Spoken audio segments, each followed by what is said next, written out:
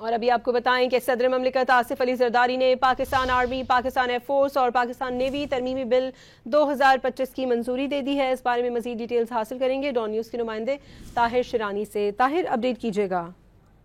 جی، صدر مملکت نے تینوں بلوں کی منظوری وزیراعظم کی ایڈوائس پر دی ہے۔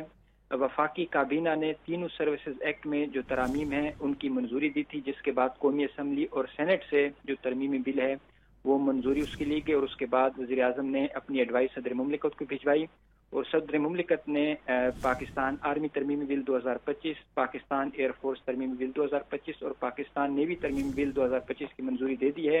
اس منظوری کے بعد یہ تینوں جو بل ہیں وہ آئین اسلامی جمہوریہ پاکستان کا حصہ بن گئے ہیں۔ آرمی ایکٹ کے مطابق آرمی چیف کا بطور چیف آف ڈیفنس فورسز نئے نوٹیفیکیشن جاری ہوگا۔